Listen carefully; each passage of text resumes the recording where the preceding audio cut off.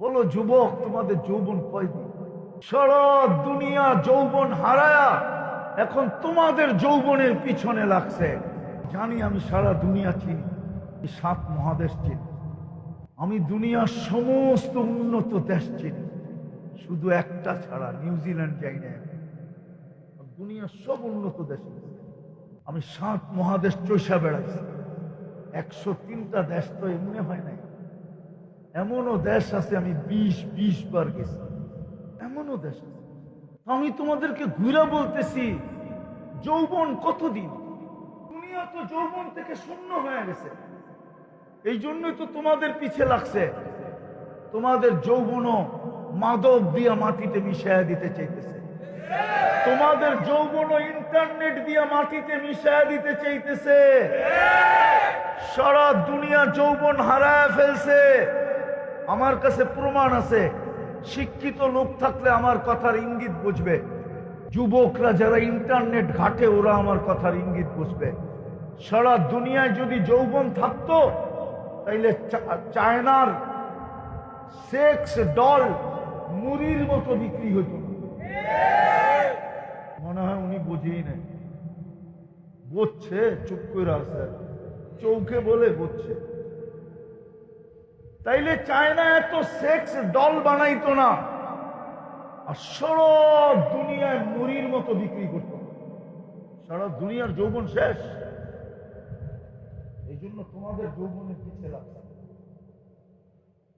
এক তো তোমাদেরকে মাদক দিয়া ধ্বংস করতে চাইতেছে, আর একটা হলো তোমাদেরকে ইন্টারনেট দিয়া ধ্বংস করতে চাইতেছে।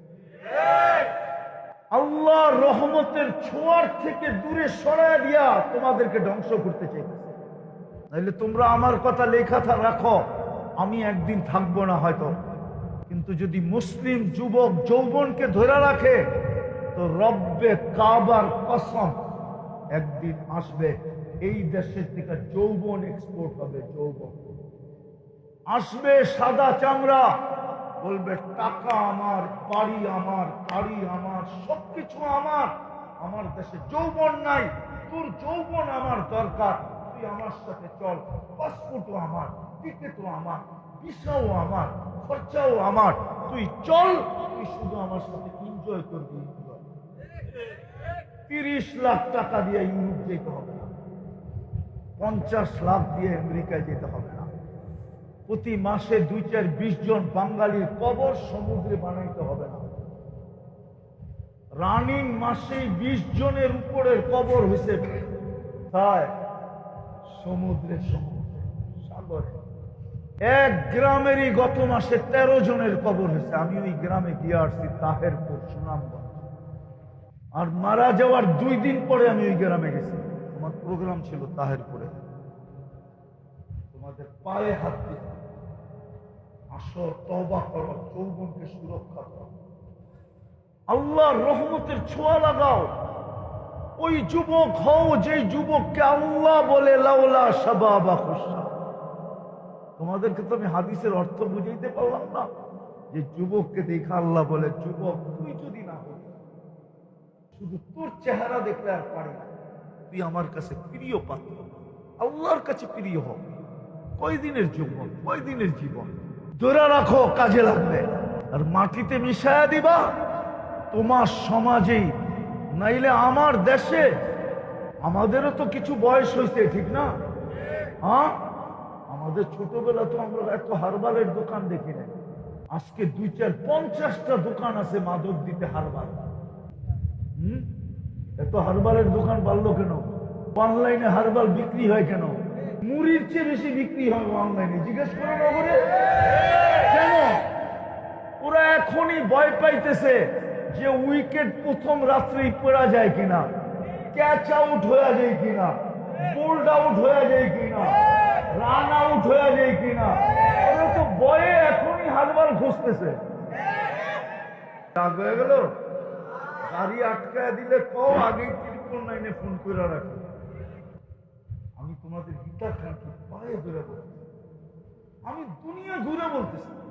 আমি 2008-এ বেলজিয়াম গেছি। বেলজিয়াম, ওই 2008-এ আমার এক সফরে 25 দেশ চলতেছিল, 25 দেশের সফর। এক ভ্রমণে, কেননা আমার ভিসা ছিল সেনজিন। সেনজিন ভিসা থাকলে 25 দেশ যেতে পারে ইউরোপে। আমি 25 দেশ ঘুরতেছিলাম। যখন আমি বেলজিয়াম করছি, তোমাদেরকে তোমাদের আত্মমর্যাদায় আঘাত করার জন্য বলতেছি, আঘাত করার জন্য।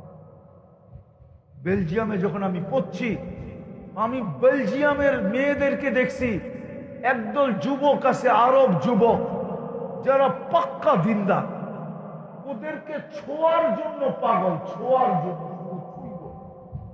ছোঁয়ার জন্য। আমি বানায় বলতেছি না, এই কোরআনী মাহফিলে বসা, কেন ওই যুবকদের সৌন্দর্য তোমাকে আমি বলতে পারবো না। আরব যুবক, আপেলের কালার ওদের গালের কালারের সামনে হার মানে, গোলাপের পাপড়িও ওদের গায়ের রঙের কাছে কিছু না। ওদেরকে বেলজিয়ামের খ্রিস্টান মেয়েরা ছোঁয়ার জন্য পাগল। ওরা জানে এটি পারফেক্ট যুবক। কি পারফেক্ট? পারফেক্ট যুবক। বাকি আমার দেশের গুলা সব শূন্য। কি কি কি? তোমরা শূন্য নাও, আমি এটি তোমাদের পায়ে দেব।